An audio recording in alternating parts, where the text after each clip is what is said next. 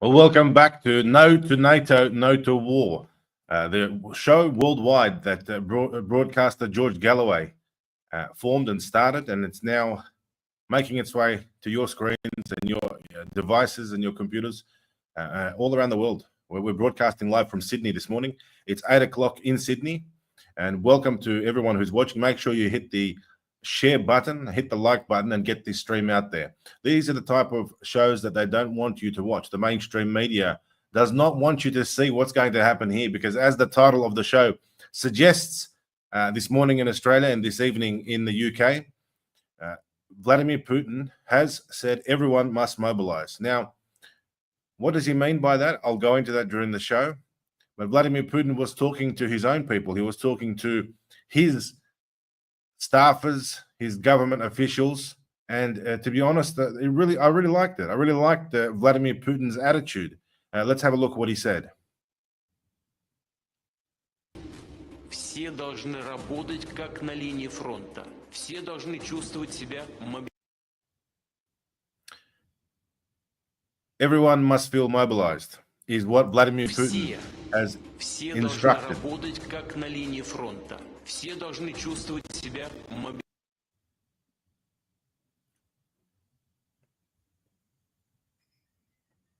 Well, Vladimir Putin, very serious, very angry, very to the point. He's telling his own officials, his own government workers to be mobilized, to be in the game, to be in the fight. Russia is completely preparing for a very serious escalation, a very serious battle as we move closer into World War III, and it certainly is becoming World War III, as we can see what's happening in Syria in the last few hours and days. The city of Homs about to be taken. It looks like World War III is unleashing everywhere. And breaking news, the tsunami warning off the coast of California has been called off after a series of earthquakes hit the California area. Some may say that's a sign from God. God's punishing the United States.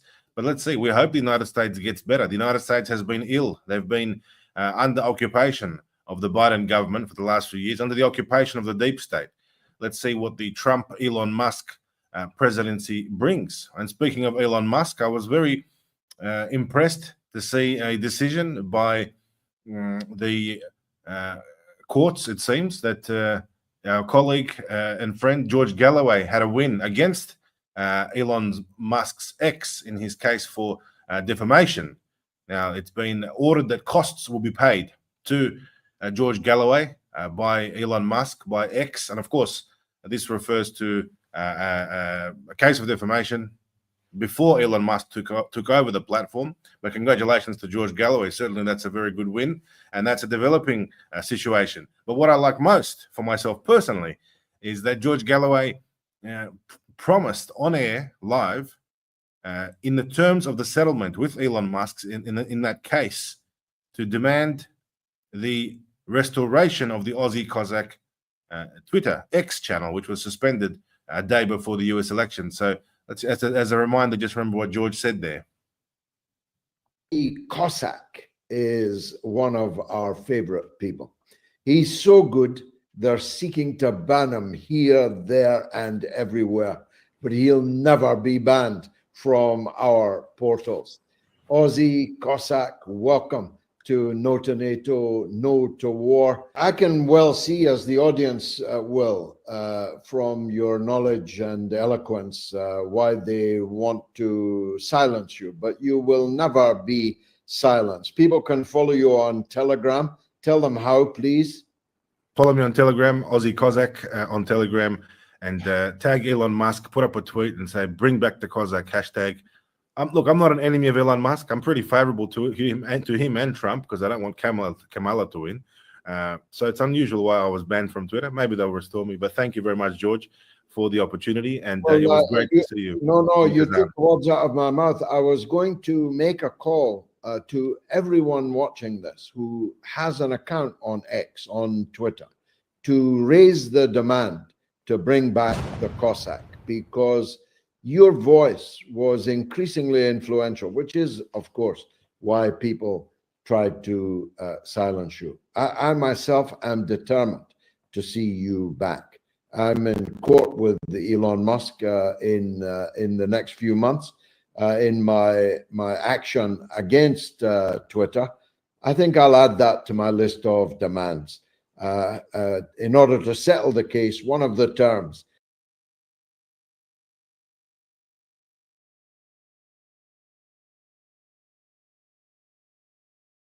It's very made those demands on my behalf to Elon Musk. So I'm watching that case very, very closely. I mean, Elon Musk says he's the champion of free speech, but clearly there are some things where he gives into pressure. I mean, the Australian government has been pressuring Elon Musk for, I would say, the last year to close or suspend certain accounts, including my own account, for the fact that we are sympathetic to Russia. Or I am sympathetic to Russia. We do say no to NATO. We do call out the narrative of the NATO mainstream media deep state conglomerate. And of course, that's something which they don't like. But Elon Musk was staunch. I don't know what happened the day before the elections. Suddenly, many Russian accounts were suspended. What the media hides, VicTop, there was a whole raft of them suspended. And it is unfortunate. Not even pro-Russian accounts. Just, I don't know what the reasoning or the logic is behind that process. But it's, of course, it's very good to have George fighting in the corner, in my corner, so to speak. Thank you, George Galloway, that he is as a gentleman and he stays true to his word. So I'll be watching that closely. But look, why is it that they want to shut us down? Why is it that they want to censor us? It's because what we say here on this show, what we say here on our platforms, we do challenge the NATO narrative. And at this time in history, more than ever, we need an alternate voice. We can see clearly what goes on. Bill Gates was exposed just a few days ago for sponsoring the BBC, CNBC, all of the major networks to the tune of $300 million to push his talking points. So how can we fight against these type of assets, these type of corporations that they have at their disposal? Well, we do fight. We are the little guys, and we do the best job we can with your help, of course. And you'll see the QR code on the screen if you want to support tonight's show and this project in general, No to NATO. It's a very good cause to support. If we don't have an alternate voice, the propaganda war, and it is a propaganda war, let's just face it, and what we're engaged in is propaganda, and we're engaged in fighting propaganda, and it's futile to deny that. So let's just be completely honest that that is what goes on.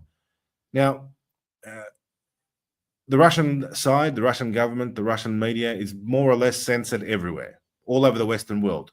And our show, No to NATO, is broadcasting in the Western world. It's broadcasting in those places where the Russian perspective is forbidden, is considered misinformation or disinformation or fake news, as they would say. But it's up to the viewer. I mean, the viewer who is you watching tonight or this morning, if you're in Australia, should be able to make the choice. Do you want to watch propaganda from the Pentagon or propaganda from Tel Aviv or propaganda from Brussels or propaganda from Moscow or Beijing or London? Well, if I was you, I'd probably watch a little bit of everything and then make a decision based on a smorgasbord of opinions and facts. Now, when the government restricts us from doing so, when the government restricts us from obtaining information from certain sources, of course, it throws a spanner in the works and it's not a fair playing field. So there we go. Let's hope Elon Musk lives up to his reputation as the person who stands up for freedom of speech and restores many X accounts on Twitter. But look, that's not the only attack there has been. In fact, just yesterday, the Australian media agency called The Nightly had a crack at the Aussie Cossack.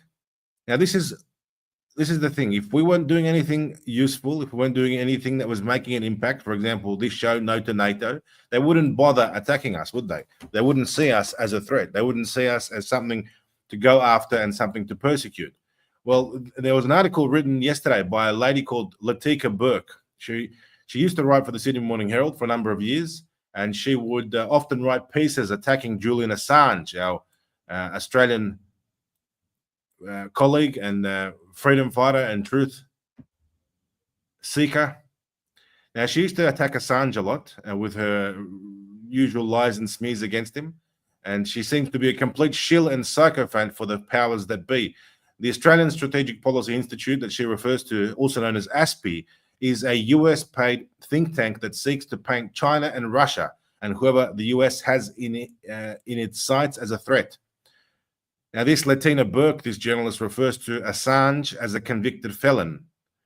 We all know that Assange has been convicted, but he's certainly not a felon. He's not a criminal. In fact, I think he should be pardoned. I think it's an outrage that Biden, in his last days of his presidency, is pardoning his own son, Hunter, for those despicable crimes, terrible crimes. Now, Hunter Biden is a felon. Hunter Biden is a criminal. Hunter Biden is a degenerate. But unlike Julian Assange, he has got a pardon, and Assange is still waiting for his pardon. Now, here we are looking at Latina Burke's article. Let's have a look at Latina Burke, what she's written here. Now, this article is titled, Simeon Boykov, Ukrainians call on Penny Wong to kick out Russian agent Aussie Cossack in the Sydney consulate. Now, for those of you who are watching the first time, I have been locked in the Sydney Russian consulate in Australia for the last 2 years. I was born in Australia, grew up on the streets of Sydney, Russian heritage, and of course, that became almost illegal. In Australia, it's almost illegal to be someone who is a pro-Russian person and who is overtly pro-Russian, who flaunts his pro-Russian views or his anti-NATO views, because there are a lot of people in Australia who aren't Russian and are pro-Russian, and I take my hat off to them every time. Many Australians stand up to the Australian government's policy of warmongering and delivering weapons to the Zelensky regime. But let's have a look at this article to see what they had to say, because I'd love to take it apart. Now, one of their sources, the people that they quote, is Katerina Arguru, a co-chair of the Australian Federation of Ukrainian Organizations. Now, this organization is basically you could say, descendant organization or daughter organization of those old Bandera Nazi diaspora groups that were around since the 1950s and 1960s. And although this lady Katerina has been in Australia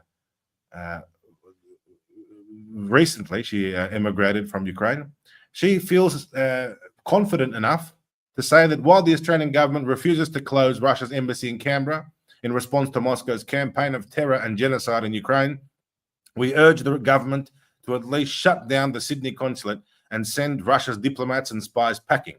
Well, look, that's where I am in the Russian consulate. There are no spies here. I can guarantee you, because if there were, I would probably be drinking vodka with them and singing Russian songs with an accordion every evening. But unfortunately, there are no spies. And Australia simply is just not interesting enough for Russia to commit resources and conduct espionage in. There's simply nothing in Australia that Russia seeks. What would Russia need from Australia? Australia doesn't have any significant strategic value or military assets or secrets or technology that Russia needs. So unfortunately for the Ukrainians, they're off the mark on that one. But she goes on to say, a consulate should not be used to undermine another country's sovereignty. It makes a mockery of the traditional function of a consulate. Let's get her off a screen. Can't stand looking at her, but I'll be honest with you. It is good that the Australian government respect the inviolability of the Russian consulate or the Russian embassy, because that means that in the future, if any Australian citizen anywhere around the world, especially in BRICS countries or countries allied to Russia, such as China, for example, was to perform a similar stunt and defect or seek diplomatic asylum, it sets a precedence. So the fact that the Australian government tolerates the Aussie Cossacks diplomatic asylum situation in the Russian consulate, and it's been going for 2 years, notwithstanding the pressure of the Ukrainian community. In fact, it's not only the Ukrainian community who is making such demands, it's also senators like Simon Birmingham, who is a Liberal senator, but he's on the way out. He's resigning. We don't know what the exact reason is why he's resigning, but Simon Birmingham has been an extremely loud voice for handing over weapons to Ukraine. He's been obsessed with the concept of let's fund Zelensky, let's give him more, let's give him Bushmasters, let's give him artillery, let's give him shells, drones, taxpayer money. And now he's on the way out. Now, before he leaves, and he's leaving now as we speak, he's resigning from politics. Again, we don't know why. Maybe there's, as the Russians call it, compromat that has appeared on him, and he's just decided it's too much to handle. He's leaving. But Simon Birmingham says the Albanese government needs to be upfront about the extent Russian diplomatic posts in Australia are being used to conduct foreign interference rather than consular activities. The transnational dimension of this case involving Semyon Boykov, a Russian propagandist operating in Australia, reflects the complex and borderless nature of hybrid threats. Well, to be honest, I sent this to my colleagues in Russia and I published it on the Telegram channel Aussie Cossack. People were very impressed. Thank you very much, Simon Birmingham. If you're of such a opinion of the Aussie Cossack, transnational dimension of this case, right? Russian propagandist reflects the complex and borderless nature of hybrid warfare. There you go. Paul Meany's got a comment. Aussie Cossack, a hounded Australian-born second-generation ethnic Russian, political prisoner of conscience, hounded by genocide war criminal Albanese, simply for being Russian in the footsteps of Assange. Thank you very much, Paul Meany. Look, the people get it. People can see straight through the tactics and lies of the government. We'll go on further to this article because it's important we take it apart. Dr. Fitriani, a senior analyst of the Australian Strategic Policy Institute, ASPI. Now, ASPI, what is ASPI? It's an organization, it's a think tank in Australia, which is funded by the US Embassy and the US Department of Defense. So it's basically a pro-American propaganda outfit. Boykov's role as a registered foreign agent adds another layer linking the operation to state-backed disinformation efforts. Australia could be implicated due to Semyon Boykov, as he is a registered Russian foreign agent operating from Australian territory. Geez, you've got me worried there. You've got me worried there. What am I going to do? Dr. Fitriani has cracked the case. She's figured it out, that Boykov is a registered foreign agent. You know, the fact that I'm a registered foreign agent means I'm not covert. The fact that I'm registered means I have nothing to hide. The fact that I've registered myself and I've said, yes, I am a journalist. Yes, I create multimedia and give commentary and political opinions on the situation. Yes, by the way, I'm not second generation Russian. I'll probably, it's my great-grandparents who were born in Australia. So they've been here since many, many years. My great-grandparents actually left the Russian Empire during the Russian Revolution. So that goes to show, the connection to Russia. And of course, yes, I am in the Russian consulate, but for the record, let me get this on the record. The Russian diplomats, the Russian consulate does not in any way, shape or form dictate or interfere with what I'm doing, right? I was always politically active in Australia, where I was born in 1990, went to primary school, played rugby union for the Trinity Grammar School, first 15, went on to have a career in Labour High in the building game. And what can I say? I'm born in Australia, had nothing to do with the Russian government, but it's because of the persecution of the Australian government, the persecution of the Albanese government, that I decided to hand myself into the Russians and ask for asylum. And God bless Vladimir Putin. He said, welcome. He said, here's a Russian passport. You can become a Russian citizen. And I only got my Russian citizenship on the 8th month of being in the consulate. So there we go. For those people who think that I am a state-backed disinformation actor, and they're trying to say that I'm a Russian foreign agent. It's a self-declared foreign agent. For those of you who don't believe me, I'm just going to play this clip now. Have a look at what the Aussie Cossack was doing before the Russia-Ukraine conflict, before 2022. And tell me for yourselves, viewers at home, does this look like what a Russian agent would do if he was in Australia operating on behalf of the Kremlin? Have a look.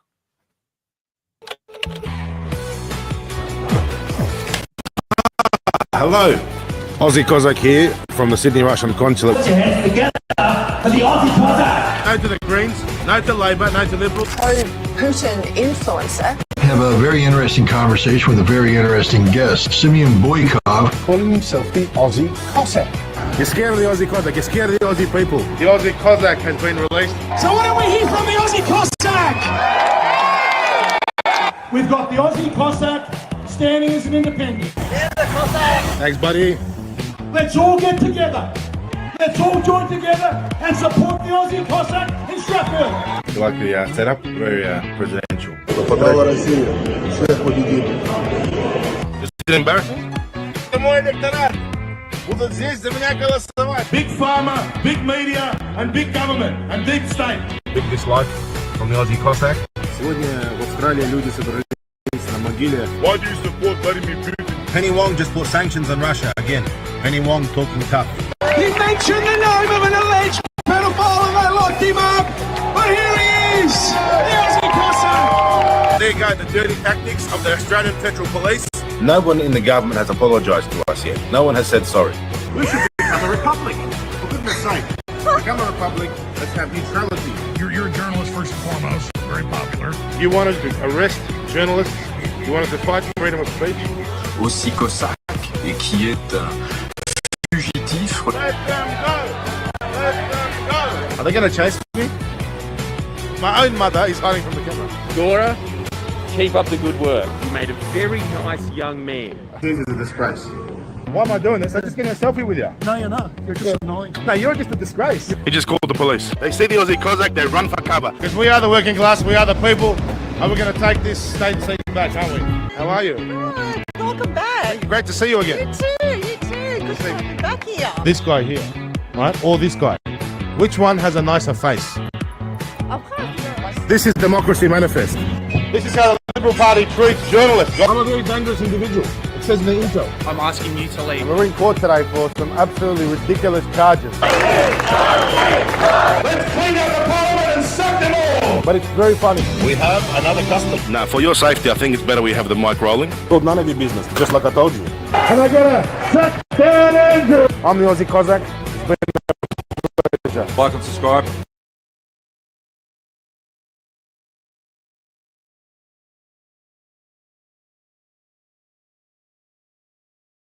Let the audience decide, does that look like the typical Russian foreign agent? Let me know in the comments below. Have you ever seen a Russian agent who behaves like that on the streets of Australia, streets of Sydney? According to the mainstream media, that is a Kremlin-backed misinformation, disinformation agent. Well, we'll leave it to the people to decide. But that puts a bit of context as to what we're doing and why we're fighting, because the persecution of the government is next level. And anyone puts their head above the line, tall poppy syndrome, they'll come and they'll whack you like a whack-a-mole game at the school fetes that you used to go to. But what can you do? We'll just keep fighting, and we appreciate George Galloway and this show to be able to give us a platform and speak from Australia, breaking through the chains of censorship. But enough of the domestic front of Australia, unless you want to keep talking about that. Let me know in the comment section. I'll read your comments out on the screen. But I want to now go to our extinguished guest. We've got a great lineup tonight on tonight's show of No2Nato. Now, Mick Stott is coming right up, and he's a retired captain who served in the British Army for 30 years in the Physical Training Corps. He now specialises in the effective treatment of post-traumatic stress disorder.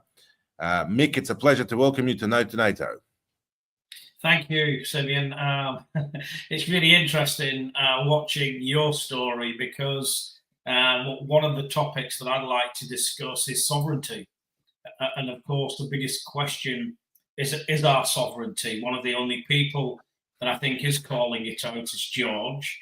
And of course, the Workers' Party, that was one of the reasons that I connected with it.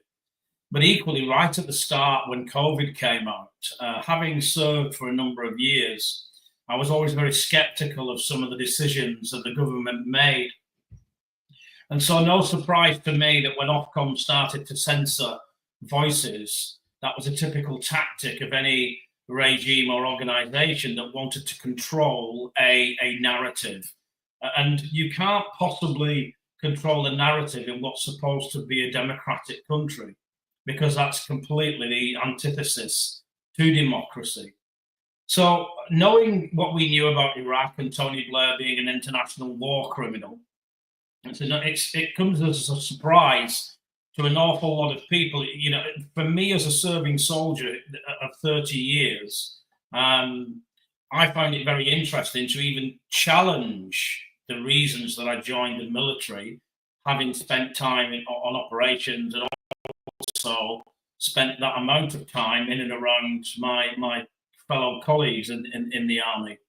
And so it would almost be heresy to suggest on any level that we would say no to NATO.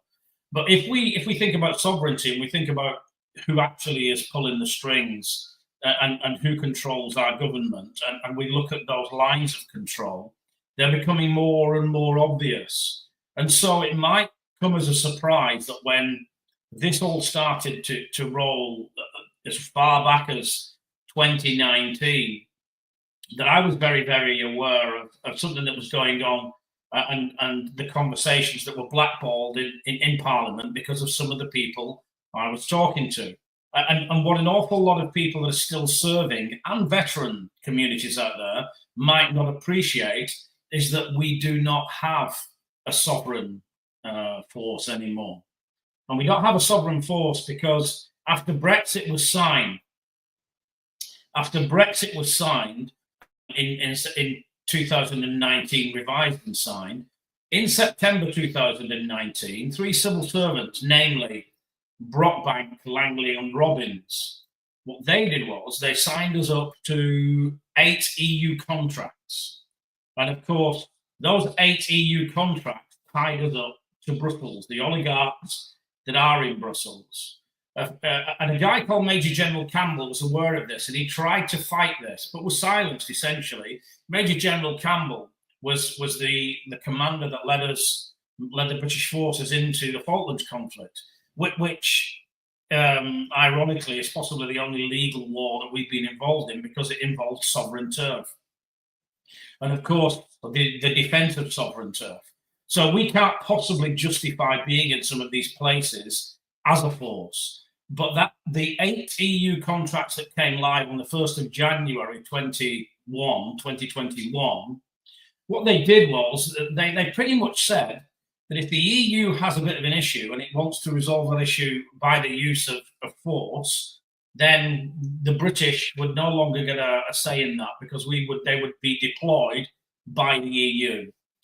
These contracts also, what they did was they took away any sovereignty, because what it meant was that we could be tasked, deployed, procurement, and all of the types of functionality that we would normally keep within our own house, so to speak, would then be given away to Brussels and the oligarchs in Brussels. So essentially, the idea for any veteran or any serving person within the British forces at the moment that we are a British force is an absolute nonsense. And of course, some of us became very, very aware of this a long time ago. We started to wake up. And what I did as a matter of course, what I did was I started to train people to exercise the basic human rights and using the vehicle of natural law, because we wanted people to be able to say no to some of the things that we were being forced into. If we don't get a choice as to whether or not we engage with another country, then at that point, that is really, there's nothing sovereign about that. And equally, if we can't vote a government out fairly, then again, there is nothing sovereign about that. But sovereignty does actually start with the individual standing up and saying no.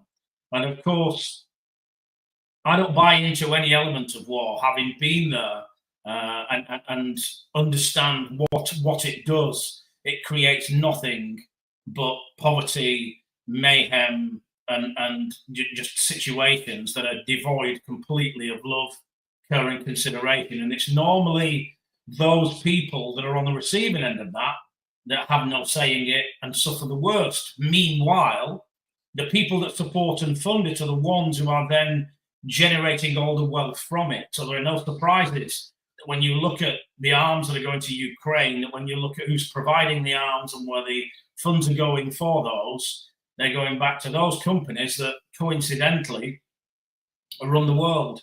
And you know, people, I think, that bother to look will see that the BlackRocks, the Vanguards, the State Streets of this world are all very, very interested parties, because they're some of the main beneficiaries of that. And so people wake up at their own pace, I think. And one of the things that veterans and serving personnel should pay attention to is the fact that Keir Starmer in the last month stated that what he was going to do was he was going to reconnect and reaffiliate to the EU. Well, they'd already done that. Those contracts came live in 21. And so for me, that's known as retrospective honesty, because it's already happened. It was the hottest potato in Parliament when it was happening. People wouldn't even discuss it. And Keir Starmer, now that he came into power, which is no coincidence in my world, and nor is it a surprise that he's just continued to do more of what was being done before, and then added a considerable amount of weight to that as well. So when those contracts came live, we lost our sovereignty. We lost our sovereignty as a force. It's very, very unusual that we would ever send any of our hard work to any other situation. And I just think this was an excuse, a vehicle for amalgamating those contracts that had already been signed. So Starmer is using something called retrospective honesty in my book, and retrospective honesty is not honesty. It's because it would have to come out at some point. People would have to realise that it had already been done, and an awful lot of people were not aware of that. And of course, Starmer is a man of many faces, but mainly only uses two. So we don't really expect much honesty from someone like that. The thing that never ceases to surprise me is that all these people that decide to take us to war, you never see their children at the front line. They're never there holding rifle and bayonet right at the front. And so, as far as I'm concerned, our sovereignty was lost a considerable period of time ago, and the narrative that has reigned since then, the narrative is the mainstream media are still owned by the same people who want you to believe. And I have a simple philosophy. If your library is smaller than your TV, then there's a good chance you're going to believe everything that you see on TV. And that's not really much good for anyone. So it's really important that people do actually do their own homework and take a look at some of these things from their own perspectives. And I think I'm preaching to the converted when I talk about that on here. My main specialism after I resigned my commission in the military was post-traumatic stress disorder. And if you look at the build-up from COVID to where we are right now, governments have lied and cheated. If you look at the parties that were held in Parliament while we were being told to stay at home, all of those things literally were designed, as far as I'm concerned, to disrupt. And of course, when we start to disrupt everyday environments and everyday situations, that in itself creates a level of confusion, and it opens the door for potential trauma. One of the things that really excited me about the Workers' Party was when George did his speech at the Union, the Oxford Union, his speech, because he talked about the Tommy Atkins, which was the soldier that was forgotten. You know, the guy that was the average Tom, the average soldier, the unknown man, really, but was always at the forefront of all of this action. And of course, a lot of that, as we understand through the indoctrination of training, we get lost in that.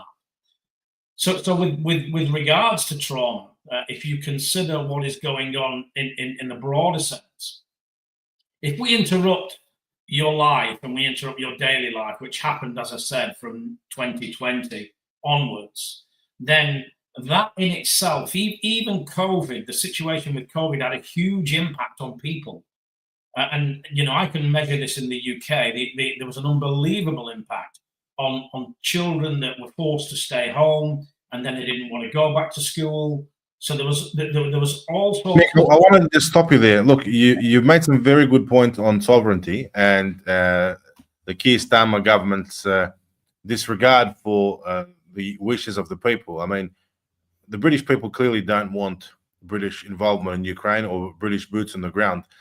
Just yesterday, in a shocking revelation, British Defence Minister Alastair Cairns warned that the British Army could be destroyed within 6 months to a year in the event of a major war, similar to the ongoing conflict in Ukraine. With the army at its smallest size since the 1700s, Cairns emphasised the critical role of reservists in maintaining the nation's defence capabilities.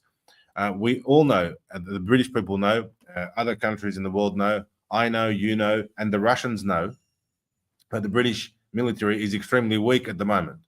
It's in terms of numbers, in terms of morale, I would say also, and that's a question I want to put to you. It's not for me to speak on that. It's much more credible if you can comment on that. But morale in terms of, would British people, when we talk about reservists, would they be willing to get onto transport planes and fly to Poland to be transferred to the Russian front in Ukraine to go and fight for Zelensky? I'm probably a rhetorical question. I don't think they would, and I don't think it will ever happen anyway. You know, I do talk to serving people, and these are some people that are right at the top of their tree. People that when I was serving, I took them through their journey into the military, and I did serve at the Royal Military Academy Sandhurst, which is the establishment that trains all of our officers and a number of other foreign officers. So it is pretty much the kite mark for the highest quality of training. So, you know, the question is, would people sign up to that? You know, there's a whole new tranche of people that are coming into this world right now, and they're taught emotional intelligence. Certainly when I went through school, EQ was never really something that was talked about or discussed. And that then spread into the military, where recruits could then sort of say, I'm not happy with the treatment I'm being given. This is a red card. This is a green card. Now, that was completely alien to anything that we would have ever been allowed to do when we were training as soldiers.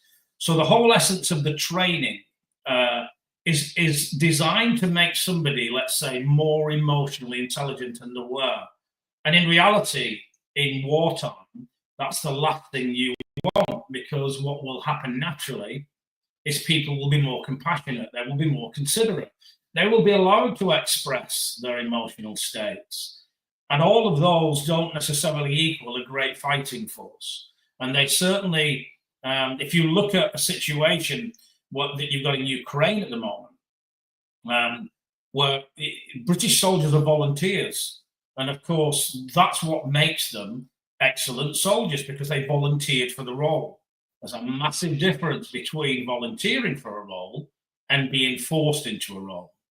And, you know, the old saying that one volunteer is worth 20 pressed men goes a long way.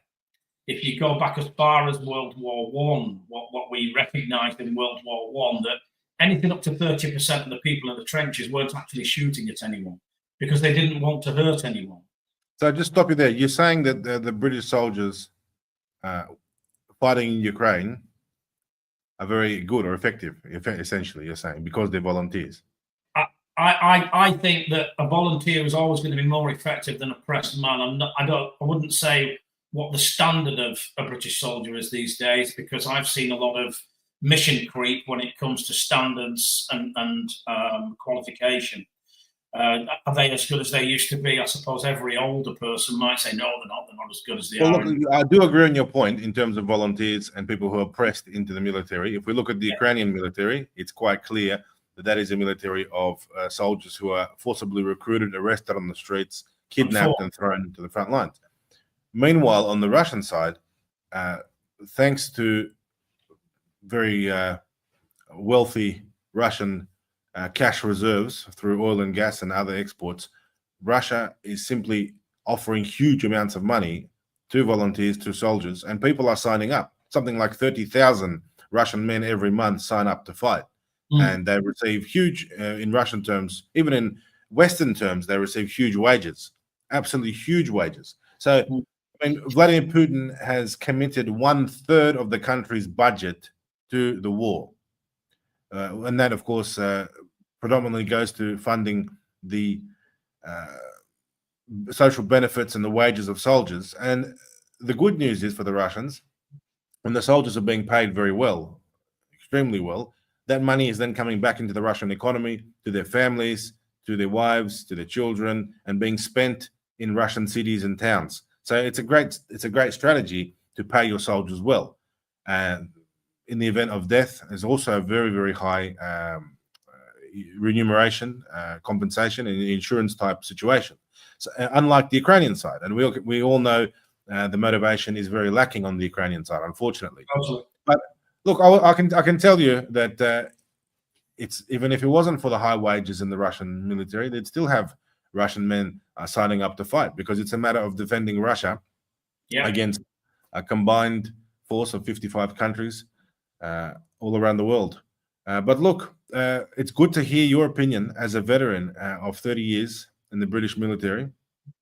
And what's your final closing statement What's your message to the Russian military, to the Russian soldiers? And knowing that Vladimir Putin has called upon everyone to mobilize, well, can I say that extends to all of us, and even you in Britain. You can all mobilize, and everyone can play their part. You can play your part, Mick, and your colleagues in the United Kingdom, because public opinion is a very important factor in any healthy democracy. And when public opinion is overwhelmingly against sending British Storm Shadow missiles or committing Britain to World War III, that's a great thing for de-escalation and a potential settlement of this conflict on Russia's terms. So, yeah, go ahead and your closing statement. Yeah, I don't think that the government represent the opinion that is in the UK. If you look at what Sunak did when he talked about conscription, that literally was always going to lose him the vote. It was always going to lose him the vote, because your generations that we have now are not driven the same way that we're driven. They're used to greater lifestyles. They have a lot more money. They have a lot more wealth. So I think that that there is definitely a disconnect between what the politicians would like you to believe, the mainstream message that they give out, and the actual opinions of the average person. And I'm not convinced that we would be even remotely motivated to go and fight a conflict in that place, when in reality it isn't even a lawful war, because it's not defending our own sovereign turf. So it's an unlawful war, and it would be very, very hard to justify in the mind of a professional that bothers to do their research. And a lot of guys these days, they do their research. There's a lot of people that are waking up as we speak and saying no. And you can see this on Facebook with scoping strategies that the government use when they put an opinion out there, just to see how people respond to it. So I think there's a big disconnect, Simeon, and I think it's doomed to fail, to be honest. If the British people were forced into something, I think you would see a big reaction against them. Can't say I disagree with you. In fact, I completely agree with you. And it's good to know that there are British veterans, many British veterans, experienced, seasoned veterans such as yourself, who are patriots of their country. And as patriots of their country, as you are, you see that this is the wrong thing for Britain. It's the wrong thing to be getting involved in a war against Russia. It's a dead end in the very real sense that it will bring about dead people, including British people. And that's not what Russia wants. And that's probably what Zelensky wants. Zelensky doesn't care how many people die to protect his own interests and his regime's interests. And unfortunately, on the chopping block first up are Ukrainians, and he's genociding his own people, and he's attracting all sorts of mercenaries and far-right fanatics and Nazis and extremists, foreign fighters from all around the world, from Colombia, from Australia, from New Zealand, from the United Kingdom, from Poland. Lots of Poles, lots of Polish people dying. Russian soldiers often report that they can hear Polish chatter on the radios, and they're discovering these mercenaries fighting not only in Ukraine, but actually invading Russian sovereign territory in the Kursk region. I mean, well, the thing is, Timmy, and it's worth remembering this as well, if you look at the way the British government have treated the veteran, this is my closing statement.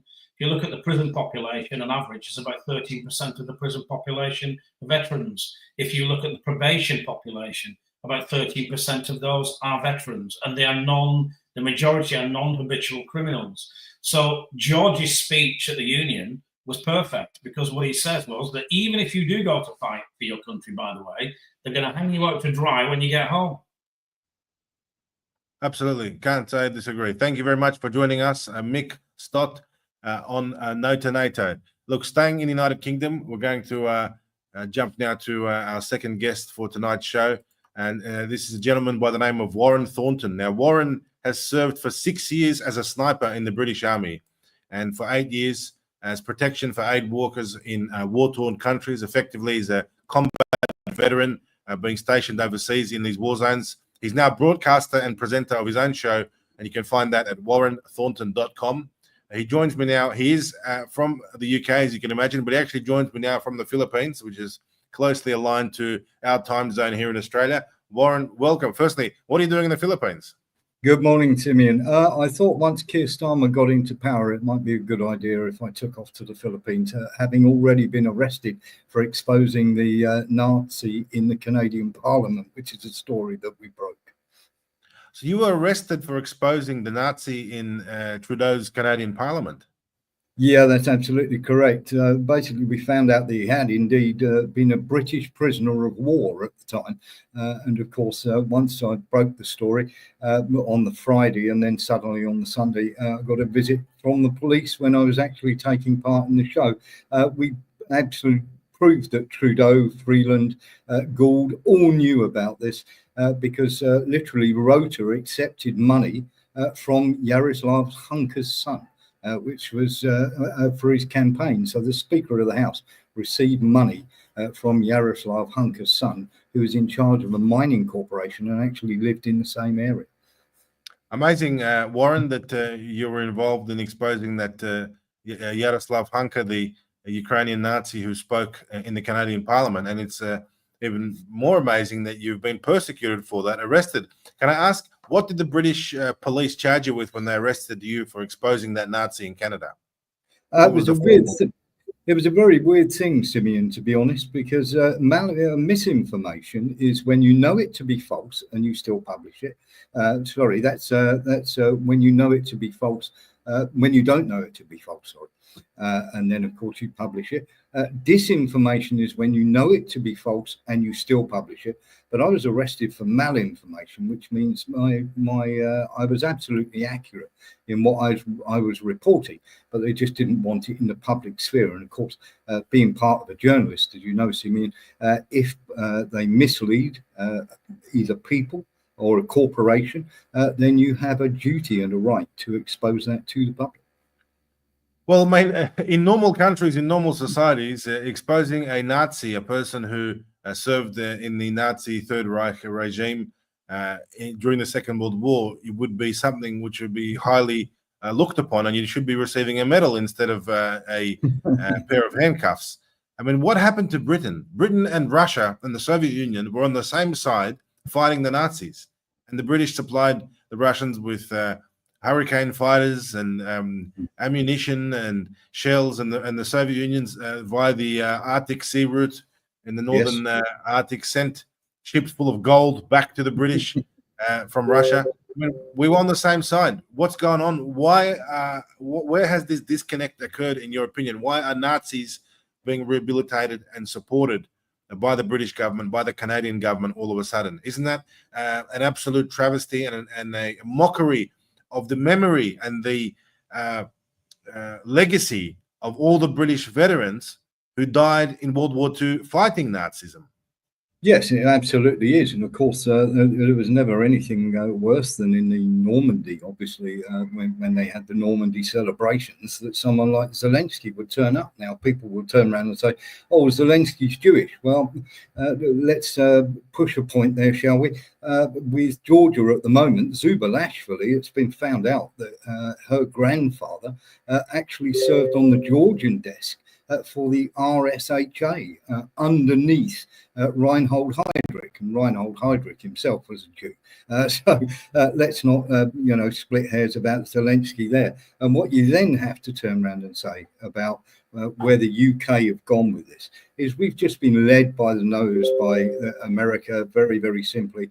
You know and I know that the Maidan Square, or the massacre that happened in the Maidan, was completely driven by Victoria Nuland and the National Endowment for Democracy. And then, of course, very simply, they put men into the Hotel Ukraine and started shooting their own side so that everybody would then go and overthrow. And exactly the same thing is happening in Georgia. We're just waiting for the people to start dying. Absolutely. It's the playbook. And I do apologize. Last week's broadcast, I incorrectly referred to Victoria Nuland as Jessica Nuland. But Warren has correctly named her as the person sponsoring behind the Ukrainian Maidan of 2014, same playbook, handing out cookies and snacks on the streets, fireworks, and paying hooligans and thugs. In fact, I read an article today that 30% of those protesters on the streets of Tbilisi, the capital of Georgia, are actually foreigners, and they're not even Georgians. So they're importing these protesters. They're paying them, and that is the classic playbook, the color revolution playbook, which the West uses. And I'm very happy and glad to say that it looks like Russia, and should I say Georgia, most importantly, the Georgian people are much more prepared, and they're not naive about these type of things. That it's not democracy, it's not the will of the people, it's not some organic movement where people are gathering and protesting and standing up for some type of righteous cause. It is absolutely artificial, it's foreign, and it is well financed, well organized, and we know who finances it. We know who organizes it. It's the Pentagon, it's the CIA, it's those organizations which bring chaos and harm and destabilize countries and governments and societies all around the world. So well done to the Georgian people for holding the line on that one. And there is something I'd like to say on that, because obviously we had your lady Katerina, who's giving you a hard time and saying that consulates shouldn't be used. Well, let's be absolutely straight here. When it comes to using consulates, a young lady intern from the American embassy was one of the people out there rioting the other night against the Georgian government and actually throwing things. And then, of course, we had the mock fake blood showing that she was injured. But then, of course, as soon as it was reported, nobody sought to possibly cover up her face. And by facial recognition, you were able to find out that she was an intern who'd been working at the US Embassy for the last 9 months. So what is the US Embassy doing on Georgian soil, throwing rocks and fireworks and missiles at the Georgian government? Absolutely. I agree with you on that, and that's something which has been also exposed, that U.S. Embassy employees are involved in protesting in Georgia. It's not surprising at all, to be quite honest, and it's their classic tactics. What can I say? This is why we say no to NATO. This is why we say no to war, because this is how it starts. It starts with cookies. It starts with these fake protesters, and then if you're not careful, if you don't stop and cut the head off the snake immediately and stop these type of interference actions, and this is real interference. We're not talking about a larrikin Australian with the Russian heritage riling up the crowds on the streets of Sydney and having a good time, like I was doing over the years, all self-financed, by the way. Not a cent of support from Russia or the Kremlin, no instructions from the Kremlin.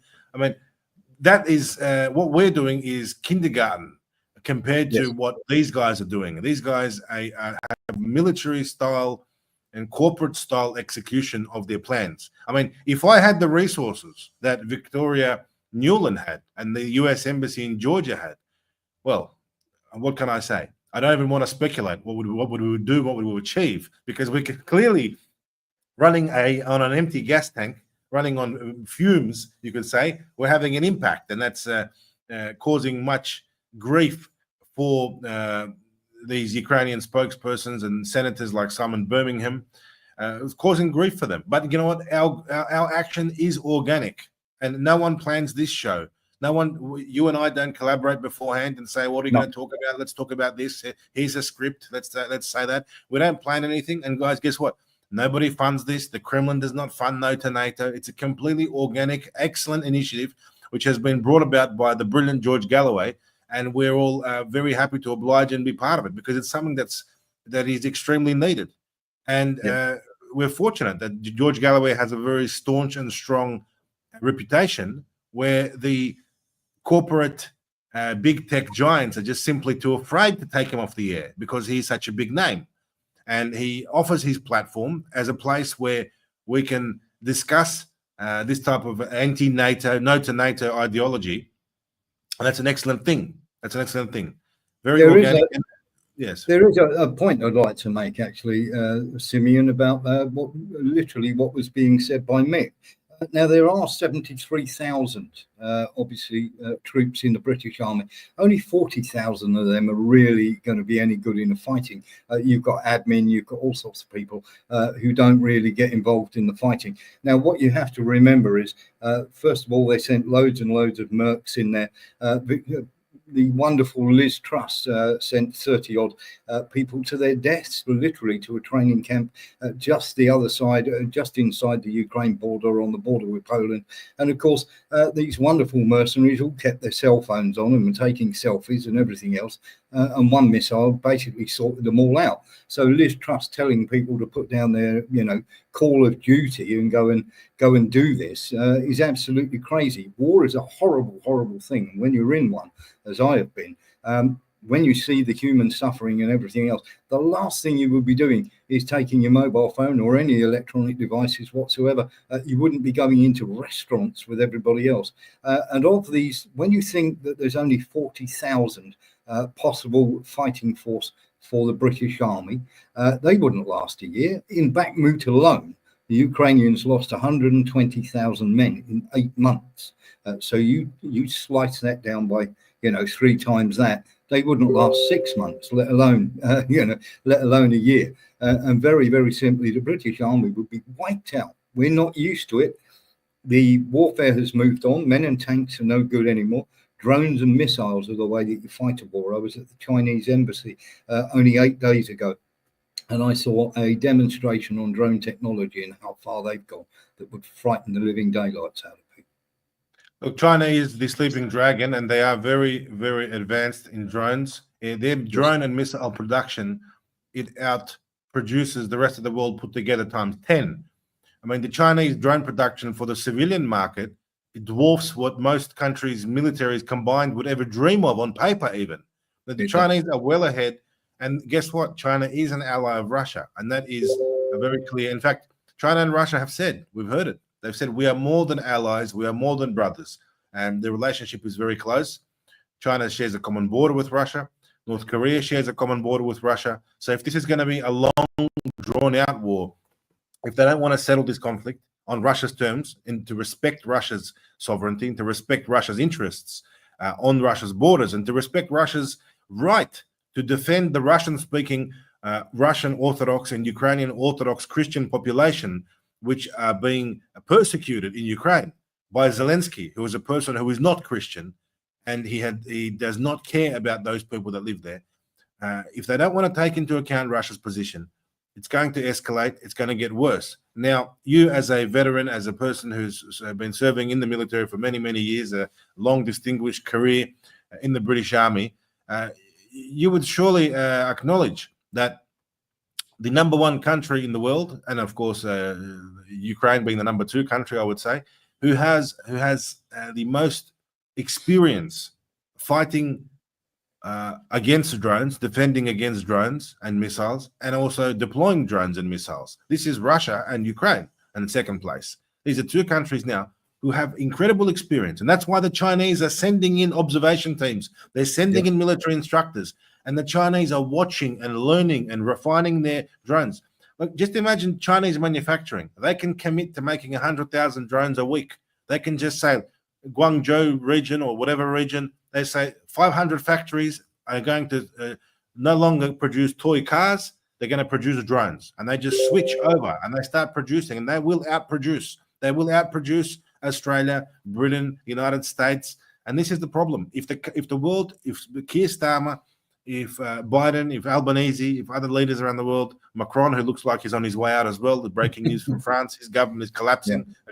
Again, they're probably going to blame the Russians. They might even blame Aussie Cossack for it. I'm used to it. Every time something happens, it seems to point the finger at me, some type of transnational, multifunctional, international misinformation, disinformation campaign, which brought down another Western government. I would not be surprised if that's what the BBC would allege tomorrow. But all of these leaders are way out of their pay grade, way out of their depth. And the problem is, by provoking Russia, by fighting Russia, by arming Ukraine against Russia, they're making Russia into a military superpower, a powerhouse. They are forcing Russia and the Russian government, the Russian people, they're forcing Putin to say things like everyone must mobilize. I mean, when the Russian Tsar back in 1914 says we are mobilizing, that's it.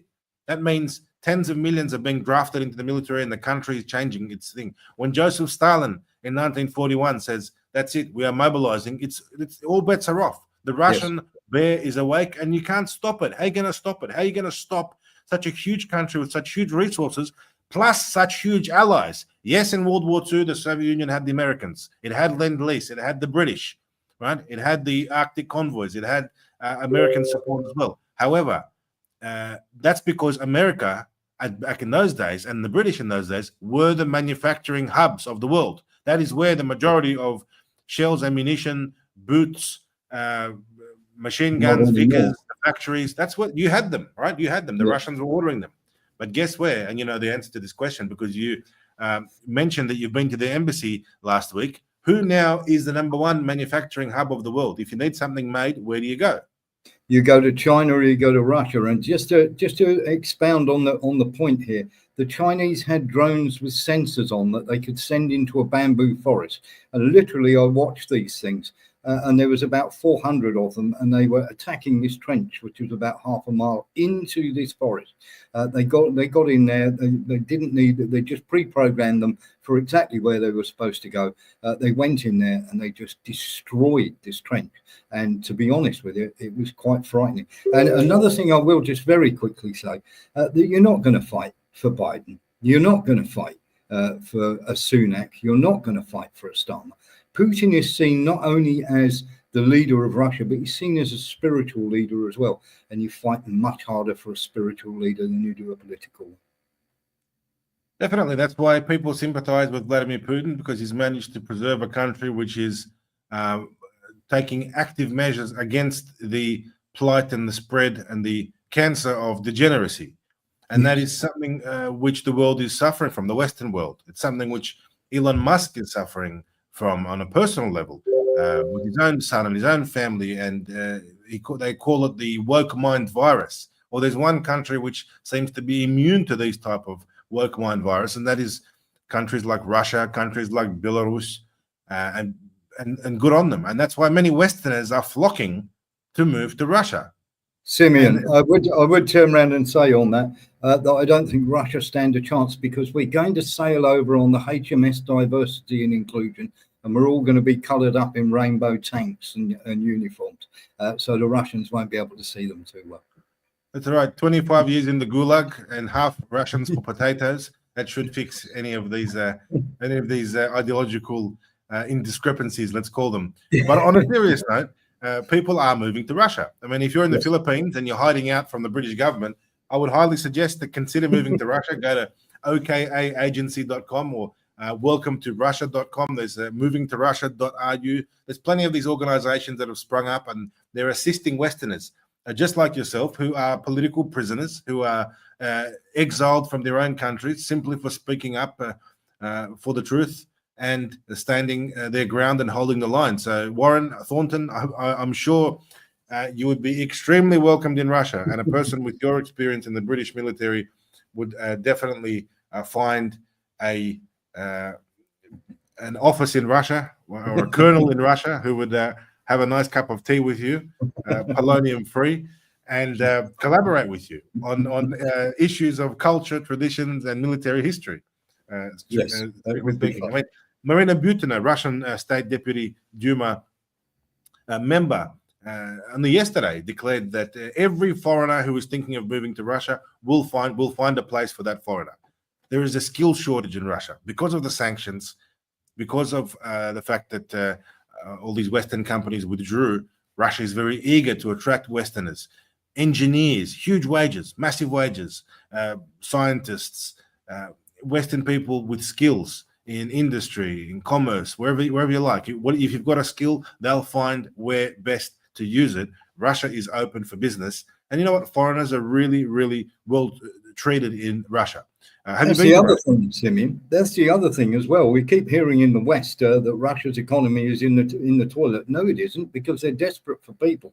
Because their economy is growing so fast, they don't have enough people to be able to fulfill all the roles that are needed in Russia. So the economy is going through the roof.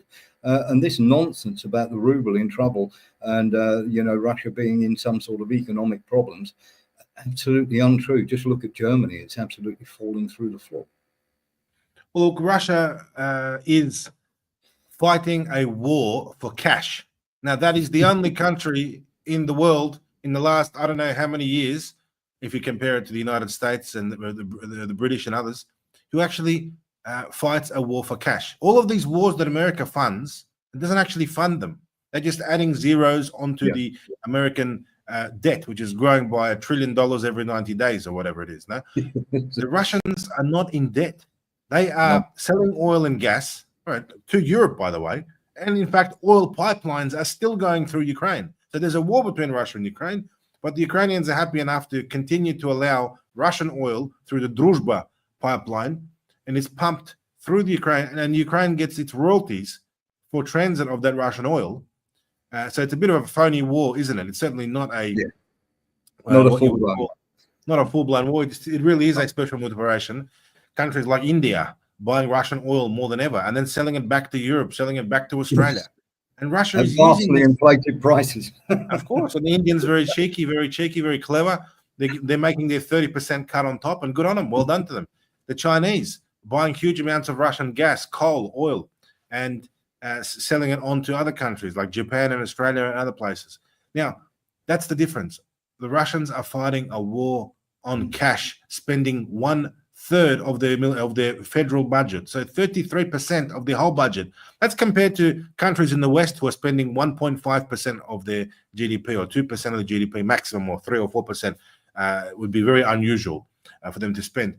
Russia is doing well, and it's doing a good job considering the fact that it's up against the military-industrial complex, the military intelligence networks, and the mercenaries and instructors of 55 countries. 55 countries.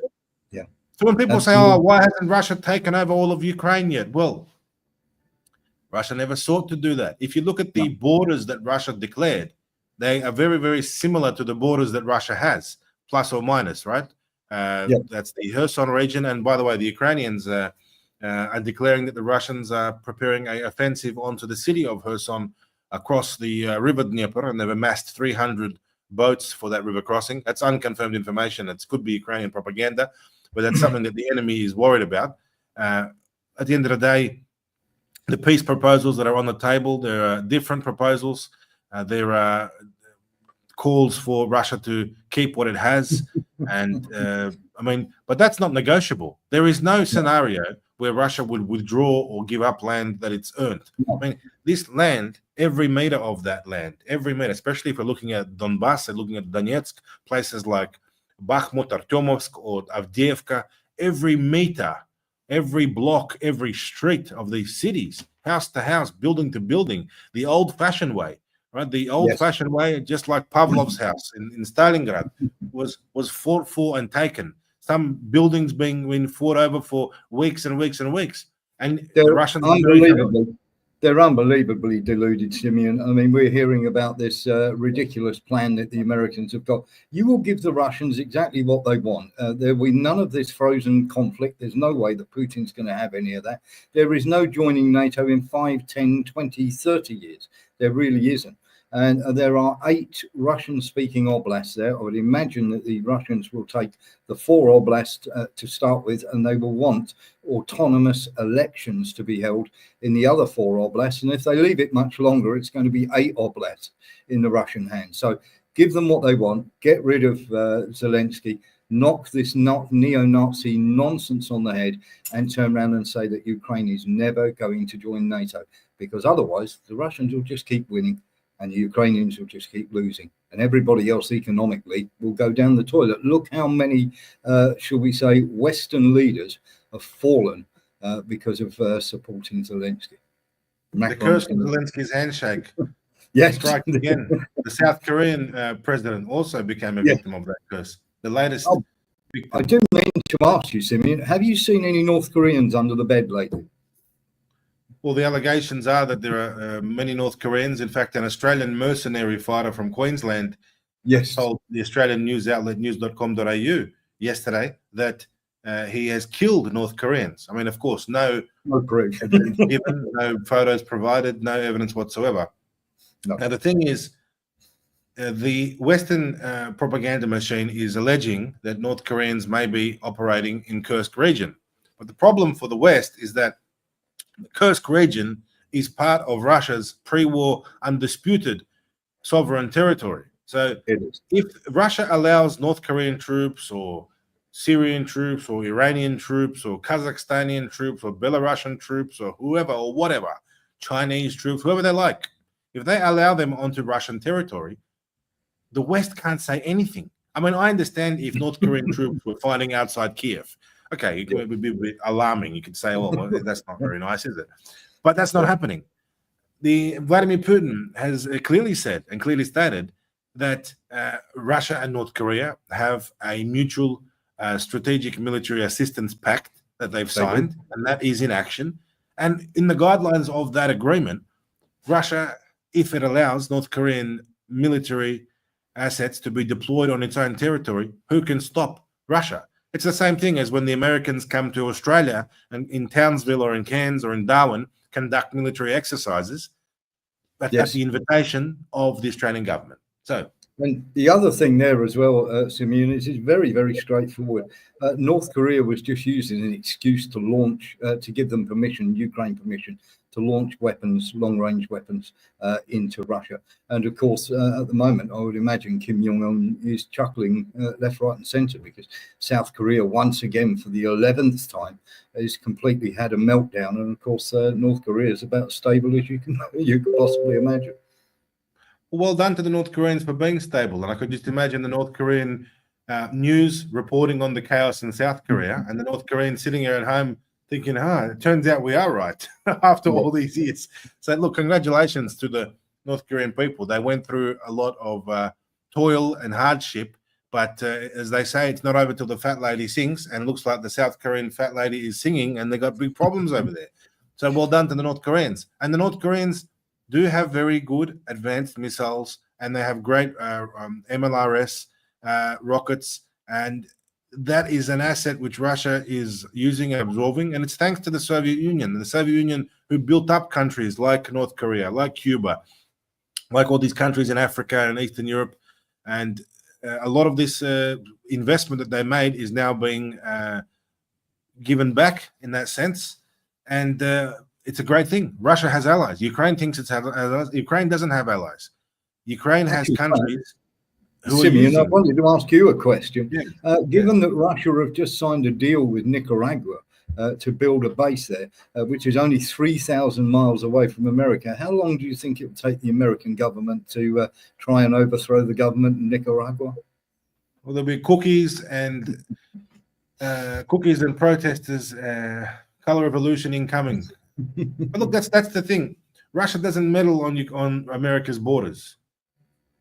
It's like if Russia started arming the Mexican cartels and giving them surface-to-air missiles and artillery systems and rockets, and they could if they wanted to. Really, if the Russians really wanted to be nasty like the Americans are, they could, but they don't, because the Russians, I believe that the Russians have honor and chivalry, and they do things the old-fashioned way, which is why they're fighting this war in the conventional sense. Building to building, trench to trench, meter by meter, kilometer by kilometer, a grueling fighting war, which is costing lives, costing men. It's a lot of heroism. It's a lot of work. And that's what the Russians call it. They say, we're working brothers. This is the thing, Simeon, that people haven't got yet, have they? That when the West keep pushing, and they're pushing for lowering the mobilization age, and the Ukrainians haven't got this yet. They really haven't worked it out yet, that they will keep them going until there is no Ukrainians left, because the Georgians were meant to be the backup in case Ukraine lost the war. And of course, that didn't turn out too well because Georgia Dream got it. So the Georgians aren't there to be used. And now they want the mobilization lowered and lowered and lowered. What's your thoughts on that, Tim? Well, absolutely. And I can see in the comment section, Ebony Lightfoot, shout out to her from Melbourne in Australia. Russia has a sense of responsibility as a global citizen. That is how they differ from the US. And that's the difference when we compare what Russia is doing and what the United States is doing. The United States thrives on the misery and the chaos and the civil war that it brings to other parts of the world, because that literally holds up and pins up the American economy. They need problems. They need war in Syria, in Libya, in Africa, in Southeast Asia, in South America. They need regime change. Sudan. They need genocide. They need to continue the war machine. Because if they don't have a war machine, if they don't have perpetual conflicts, as Assange called them, forever wars, if they don't have that, it grinds to a halt. The huge military-industrial complex, which plays such a key role in the American economy, and most importantly, not only the manufacturing side of things, but it's more so the lobby side of things. All of these American defense, Department of Defense bigwigs, when they retire, where do they go and get a cushy job at? Military-industrial complex. And it's the same thing in Australia. Christopher Pyne, defense minister, retires, and all of a sudden, the next day, he's given $1 million a year contract to be an advisor on the board of a lobby group or a advisory board to some defense company. And that's more so where the money is constantly churning over in Washington. And that's why Russia doesn't have that problem. The Russian military-industrial complex is 98% state-owned. In your opinion, Simeon, which one are they going to panic over first, Nicaragua or Romania? Yeah, that's a good point. The Romanian government, who has just won the election, is a pro-Russian government, which is a great thing, and that's well done to the Romanian people. Romanian people, again, Christian Orthodox, they identify very closely, sympathize with the Russians, and it's no surprise that a pro-Russian government has come to power there. Again, they want to blame Russia for that, but it's only natural that in Hungary the people are sympathetic to Russia, that in Slovakia the people are sympathetic to Russia, and in Serbia, of course, hands down, they're sympathetic to Russia, and they always have been. And all around Europe now, these governments that are sweeping to power are sympathetic to Russia, because Europeans, especially Germans, East Germany especially, they do not want another European war. And they can see daily the trains going east loaded with tanks and armored personnel carriers through their villages and towns. They can see on the highways the trucks loaded with NATO gear, and they realize that Europe is going to war. And if you want to go to war with Russia, okay, you can, but just know Russians are ready, and Russia has a head start. Russia has a head start in the war that is about to, you could say, or is already underway, World War III, because Russia has been preparing for this. Thanks to all the sanctions that were put against Russia, thanks to all the economic sanctions and sanctions on spare parts, and I mean, Australia even put sanctions on bolts and nuts and screwdrivers to Russia. That's the extent of it all. But it's thanks to that Russia managed to slowly, gradually adapt and fill those gaps in the sanctions. And that's, again, another reason why Western specialists, and if you're watching and you are an engineer or you're a skilled worker or you have a trade, you're a welder, you're a shipbuilder, whatever you're doing, whatever you are, I encourage you, go to okagency.com or another Russian group, or ring up your nearest Russian embassy or consulate and tell them, I'm good at this, I want to move to Russia, can you find me a job? And they will find you a job. You can move from Southampton to St. Petersburg and you can build ships for the Russian military. So it sounds like I'm recruiting here. We'll probably get the recruiting page. It's not such a bad idea, but you have to remember that even Henry Kissinger turned around and said that literally being an enemy of America is a bad idea. Being a friend of America is absolutely lethal.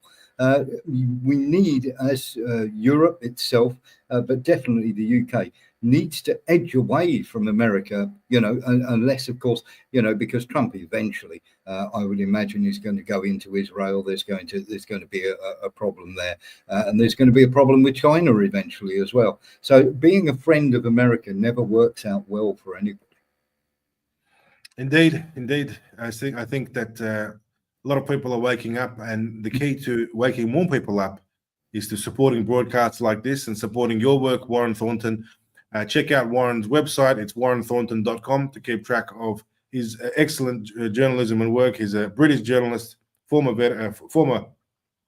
sniper. He's a veteran of the British Army, forced to be in exile in the Philippines. Warren, of course, if you need to go to Russia, go there, drop my name, say the Aussie Cossack sent you, and I'm sure they'll look after you. They'll set you up there. Thank you very much. It's quite warm and balmy in the Philippines, and I get a nice warm welcome from the Chinese embassy. That's very, very suspicious, Warren. Of course. You're definitely going to be you're going to be questioned at Heathrow Airport when you fly back in with that kind of attitude. I'll meet you there, Simeon.